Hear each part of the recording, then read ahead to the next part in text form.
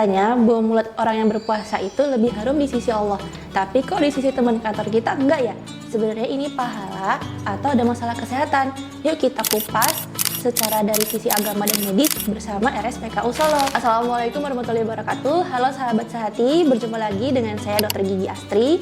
Kali ini saya tidak sendiri, ini hadir bintang tamu kita yaitu adalah... Iya, sama saya. Biasa teman-teman yang punya UAS, Dok. Oh, UAS. Iya, UAS itu Ustadz Anies Sumaji. Oh, oke. Ya, silakan. Oke, pada kesempatan kali ini Pak Ustadz kita akan membincangkan tentang masalah bau mulut pada orang yang berpuasa. Di masyarakat kita kan sering terdengar bahwa orang yang berpuasa itu bau mulutnya lebih harum di sisi Allah. Itu sebenarnya penjelasannya bagaimana Pak Ustadz? Ya, begini Pak Bu Dokter, jadi itu berawal dari apa yang disampaikan oleh Nabi Shallallahu Alaihi Wasallam ya, dalam hadis, hadisnya hadis qudsi. Hadis ada hadis yang hadis nabawi, ada yang hadis qudsi. Kalau hadis qudsi itu ada di sana Allah berfirman. Jadi Allah itu berfirman. Nah, jadi hadisnya itu kan kullu amal ibni Adam yudha'aful hasanatu bi asyri amsalihha illa sab'i mi'atin di'fin. Setiap amal anak Adam itu dilipat gandakan pahalanya antara 10 sampai 700 kali lipat. Kemudian Allah berfirman, illa saum, kecuali puasa. Fa innahu li wa ana ajzibihi. Karena puasa itu untukku dan aku akan memberikan balasan sesuai dengan puasanya. Nah, nanti kalau dengan Dr. Astri, dengan para pemirsa sahabat sehati itu, masing-masing individu itu nanti akan punya pahala yang berbeda-beda sesuai dengan kualitas puasanya. Nah, masuk selanjutnya, kemudian Allah menjelaskan tentang keutamaannya. Salah satunya adalah sampai pada kalimat wala khulufu famiso ini atyabu indallahi min rihil misk. Jadi pastilah bau mulut orang yang berpuasa itu lebih wangi dibanding dengan minyak kasturi. Tapi ini nanti jangan dipahami terbalik, Bu Dokter. Ya, sahabat sehati, jangan dipahami terbalik. Oh, kalau begitu semakin bau semakin wangi.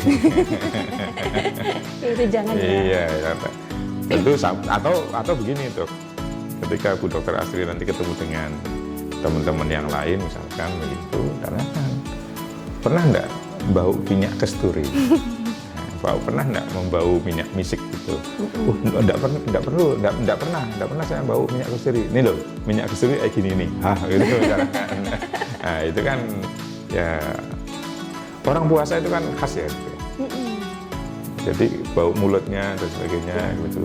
Tapi kan yang dari apa yang disampaikan Nabi itu bukan kemudian menutup kita semua yang berpuasa untuk memperhatikan bagaimana kesehatan gigi dan mulut, kan gitu, Dok? Iya, betul. Nah, sementara nanti kalau di dalam sisi medis di kedokteran itu gimana itu? Agar mulut kita ini tidak berbau yang aduhai misalkan gitu ya. Dimulai dari kumur terus kemudian gosok gigi dan yang lainnya, termasuk di tindakan-tindakan itu gimana? Di medis itu gimana? Oke, jadi begini Ustadz, jadi memang dalam memelihara kesehatan gigi dan mulut kita dulu ya. Jadi memang ada berbagai cara yang bisa kita lakukan sendiri untuk mengurangi bau mulut. Yang pertama itu bisa dari menyikat gigi. Itu sudah kebiasaan yang harus dibangun setiap hari, baik itu berpuasa maupun tidak. Nah, kalau karena berpuasa berarti untuk timing atau waktu sikat giginya ini sedikit agak berubah. Biasanya kan kita menyikat gigi itu kan di pagi hari pada saat setelah sarapan atau sebelum tidur. Nah, ini untuk yang setelah sarapan ini agak bergeser menjadi setelah sahur. Jadi supaya nanti pada saat berpuasa itu bau mulutnya tidak terlalu aduhai gitu. Ya, seperti itu. Nah, kemudian untuk prosedur, jadi untuk prosedur perawatan di kedokteran gigi ini ada macam-macam Ustadz. Ada yang misalnya pembersihan karang gigi, atau menambah gigi, atau mencabut gigi, dan perawatan estetik semisal bleaching atau veneer dan lain-lain. Nah, sebelum memulai perawatan gigi, biasanya itu pasien akan disuruh untuk berkumur terlebih dahulu untuk sedikit melembabkan rongga mulutnya pada saat pemeriksaan. Nah, untuk prosedur berkumur sendiri ini Pak Ustadz, ini gimana nanti? Apakah itu bisa membatalkan puasa atau tidak? Oh begitu. Jadi kalau kita berpuasa, ini penting ini dok nanti memperhatikan bagaimana fikihnya puasa, termasuk juga memperhatikan hal-hal yang nanti bisa membatalkan puasa kita. Begitu, kadang-kadang kita tidak tahu apakah ini hal yang membatalkan puasa atau tidak membatalkan puasa. Nah ini penting nanti untuk sahabat sehati mempelajari kembali tentang fikihnya puasa, ya, berkaitan pula dengan hal-hal yang nanti bisa membatalkan puasa. Pembatalnya puasa itu dok, itu kan kalau masuknya sesuatu melalui rongga mulut ini, terus kemudian masuk sampai ke lambung. Nah itu membatalkan puasa, ya, makan, minum walaupun sedikit-sedikit itu tetap itu membatalkan puasa. Nah kemudian berkumur, menggosok gigi itu sebenarnya tidak membatalkan puasa selama itu tidak ditelan. Kadang tertelan itu berarti tidak sengaja ketelan gitu ya, tertelan gitu. Iya, tapi kalau kemudian dia menelan itu bisa batal. Sementara kalau nanti kemudian ditanyakan tadi dengan berkumur atau kemudian menggosok gigi, ini kalau dalam berpuasa gimana? Itu dibolehkan. Jadi berkumur itu dibolehkan, kemudian menggosok gigi pun itu juga diperbolehkan. Bahkan itu ada hadis di mana ada sahabat yang melihat Rasulullah Muhammad SAW, itu hadisnya riwayat Imam Bukhari, bahwa itu Rasulullah SAW yastaku wa huwa shaimun. Jadi Rasulullah itu dilihat oleh sahabat, beliau itu yastak, menggosok gigi. Padahal wa huwa shaimun, padahal beliau dalam kondisi berpuasa. Sehingga tindakan tadi yang seperti dokter sampaikan di awal, tindakan itu dengan berkumur apakah dibolehkan, ya itu masuk hal-hal yang dibolehkan. Begitu. Termasuk nanti itu ada pembiasan nggak? Nah ini misalnya dalam prosedur misalnya dalam perawatan saluran akar atau perawatan saraf gigi, atau misalnya perawatan pencabutan gigi, itu kan ada bahan anestesi atau bahan obat bius yang masuk ke gigi. Nah itu gimana Ustadz? Karena kan itu sepertinya kok kelihatannya kayak ada bahan cairan yang masuk gitu. Nah itu membatalkan puasa atau enggak gitu? Ya, kalau selama itu kemudian tidak masuknya lewat kerongkongan gitu ya. Tidak lewat kerongkongan, apalagi kemudian bius tadi itu biasanya injek atau suntik atau semprot begitu? Disuntik biasanya. Disuntik ya. Iya. Nah itu nanti kita ada referensinya dok. Nah referensinya itu ada di Fatwa Majelis Ulama Indonesia tahun 2018. Jadi segala hal yang kemudian terkait dengan perawatan gigi dan mulut, bahkan kemudian tadi dokter menyampaikan ada karang gigi, gitu, pembersihan karang gigi begitu. Terus kemudian ada pencabutan gigi begitu ya. Terus apalagi begitu nanti bahkan sampai kemudian biar giginya jadi putih begitu. Pemutihan gigi. Pemutihan gigi begitu ya. Itu walaupun menggunakan anestesi, menggunakan biusnya disuntik bahkan disemprot, itu di Fatwa Majelis Ulama itu dibolehkan. Berarti tetap dibolehkan. Iya, sehingga nanti dokter bisa sampaikan kepada pasien, kemudian dokter juga sahabat sehati tidak perlu ragu-ragu begitu. Kalau ingin memeriksakan giginya di poli gigi kan, di poli gigi ya, gitu. Kecuali kalau dokter Asri meminta pasien untuk meminum air hangat dulu. Nah itu meminum air hangat dulu. Nah itu meminum itu yang kemudian menjadikan puasanya batal. Iya, jadi seperti itu dokter. Oke. Selanjutnya nih Ustadz, kalau misalnya, nah ini biasanya sering ditanyakan oleh pasien juga. Jadi misalnya pasien ini mau mencabutkan giginya.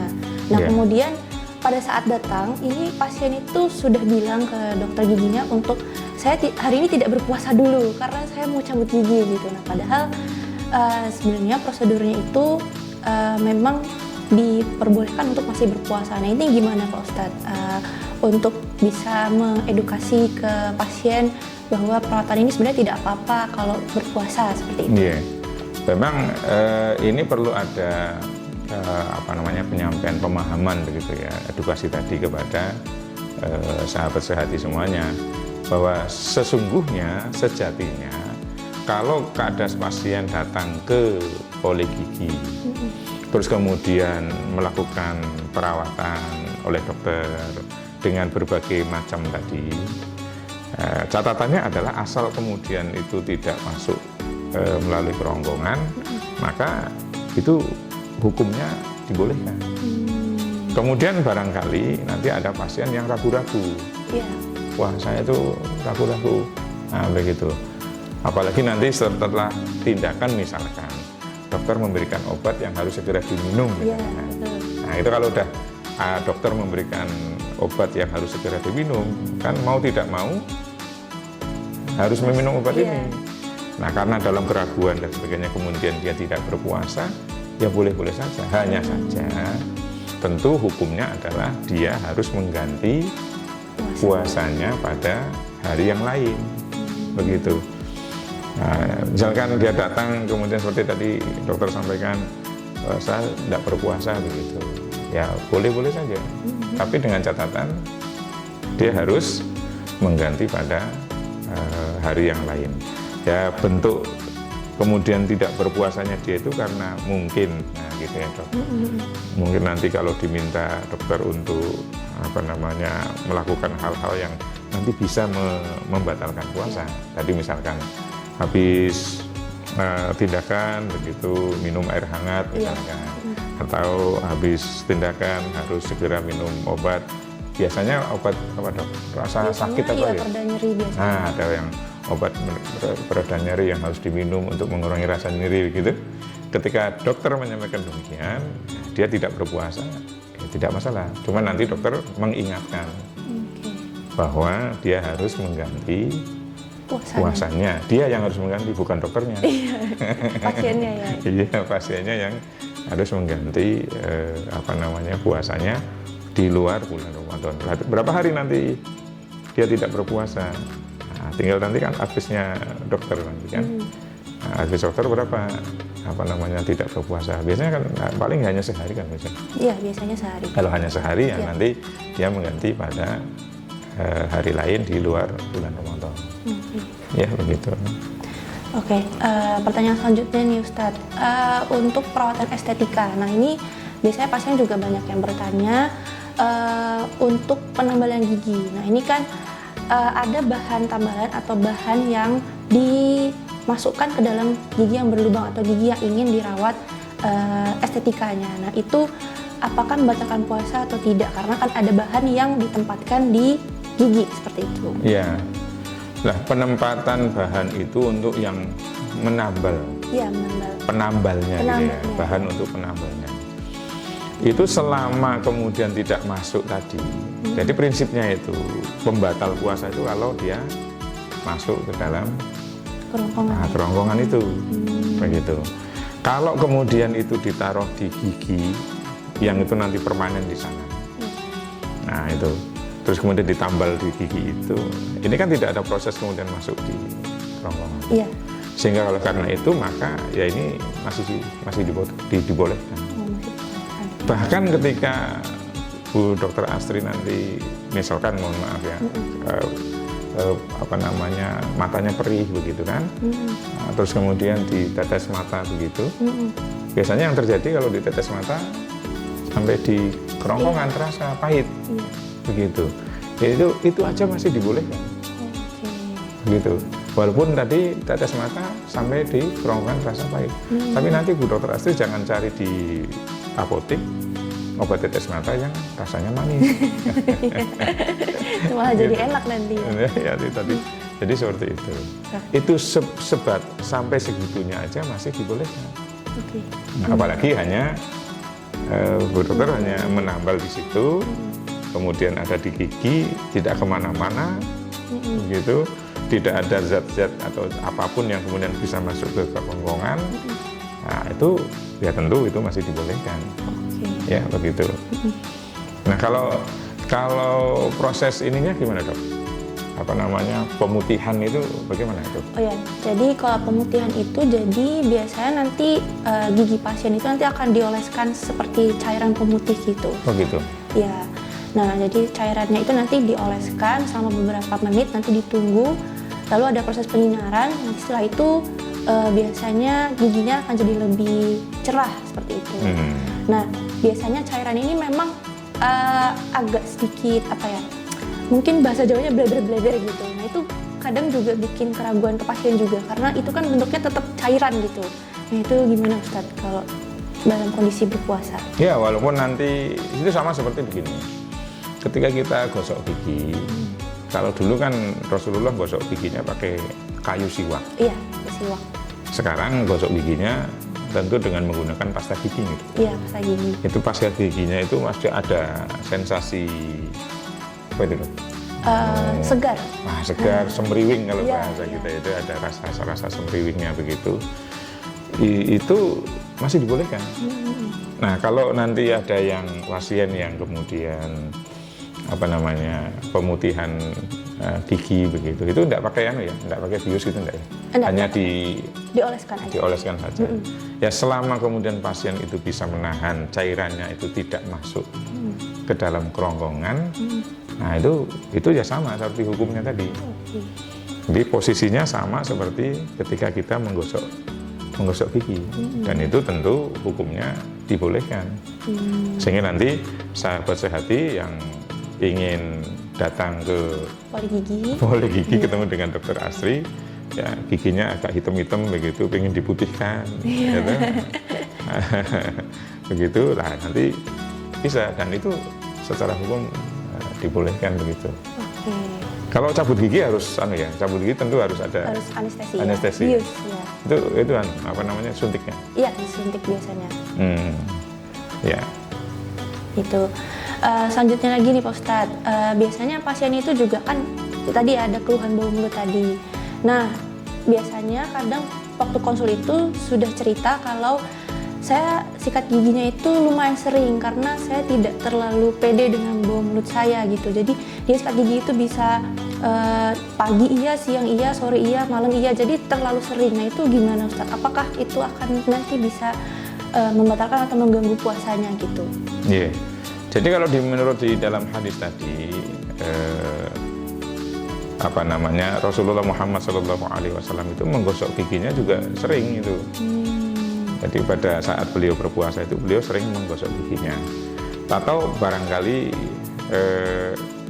kalau fungsinya menggosok gigi itu kan pada intinya kan ini membersihkan gitu ya, Iya, membersihkan sisa-sisa makanan ya, yang ada di gigi. Iya begitu ya. Betul. Bau mulut kan efek lain gitu kan? Iya, efek lain. Betul. Gosok gigi, mungkin bisa itu mengganti gosok giginya dengan misalkan apa dok? Yang obat apa nama cairan penyegar? Obat kumur ya. Larutan penyegar gitu. Nah itu dibolehkan.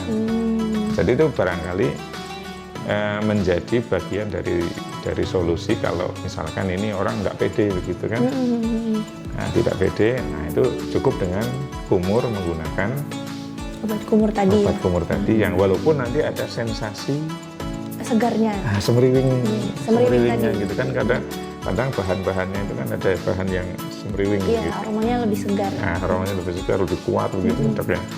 Itu selama pokoknya tidak masuk di dalam kerongkongan, maka disitulah nanti dokter menyampaikan kepada pasien untuk bagaimana pasien itu berhati-hati, baik ketika kumur maupun ketika menggosok gigi atau berkumur dengan menggunakan obat kumur tadi. Nah ini barangkali begitu. Tapi penggunaan obat kumur itu aman apa enggak? Sebenarnya memang kalau terlalu sering itu juga kurang baik ya. Jadi karena kan obat kumur itu kan pada dasarnya dia berwarna. Jadi kalau terlalu sering, tapi dalam jangka waktu panjang ya catatannya. Kalau dalam jangka waktu panjang memang tidak baik karena nanti warna pada obat kumur tersebut akan tertempel pada gigi. Jadi tertempel pada permukaan gigi. Jadi nanti giginya itu akan sedikit berubah warnanya. Kalau misalnya obat kumur yang warnanya mungkin kebiruan, maka permukaan giginya akan lebih sedikit kebiruan. Tapi itu untuk jangka waktu yang sangat lama. Tapi kalau hanya sekedar untuk jangka waktu pendek, untuk sehari-hari atau memang tidak lebih dari 1 minggu atau 2 minggu itu tidak masalah. Jadi masih bisa aman untuk dipakai gitu, Ustaz. Tapi biasanya itu ada bahaya lain nggak? Misalkan ada korosif begitu yang mengkorosi gigi begitu? Iya. Jadi kalau pemilihan ini biasanya disarankan untuk yang tidak pakai alkohol.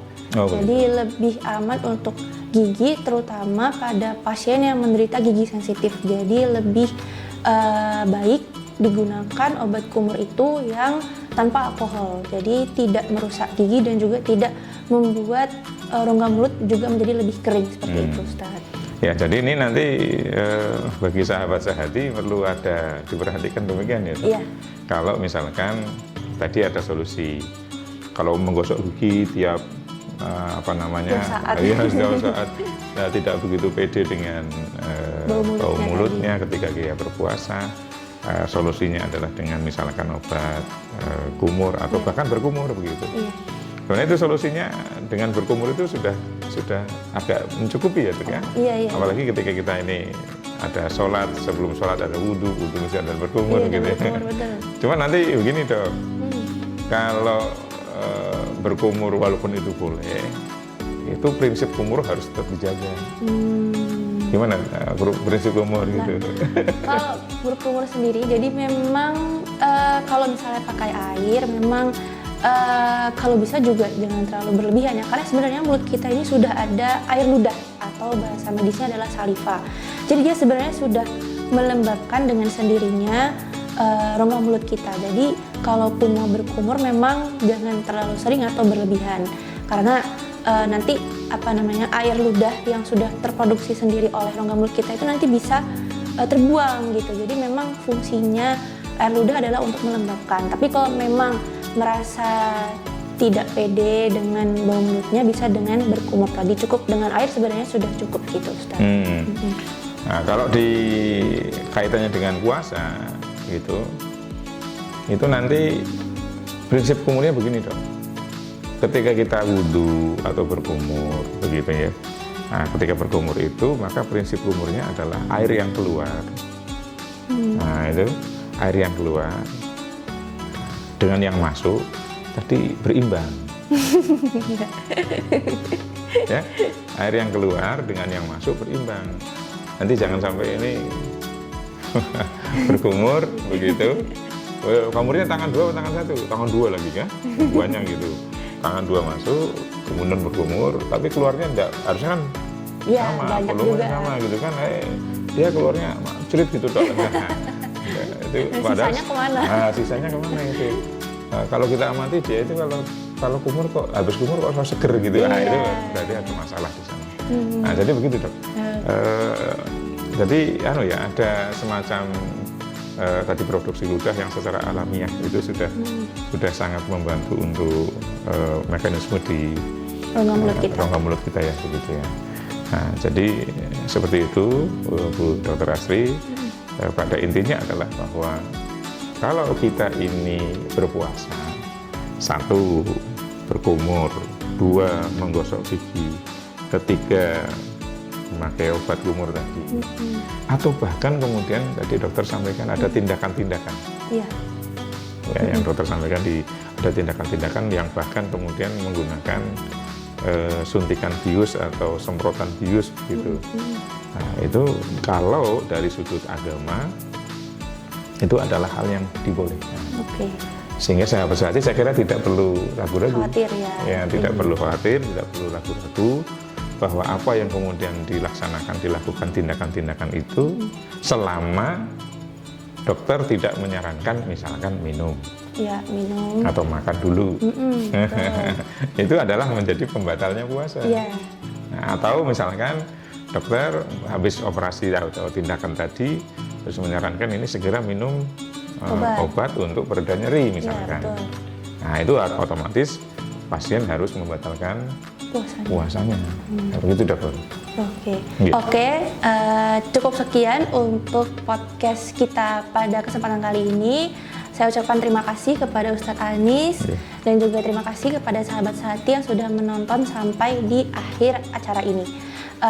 Bagi sahabat Sehati yang ingin memeriksakan gigi dan mulutnya dan juga memiliki masalah gigi dan mulut, bisa datang dan jangan ragu untuk ke Poligigi Rumah Sakit PKU Muhammadiyah Surakarta.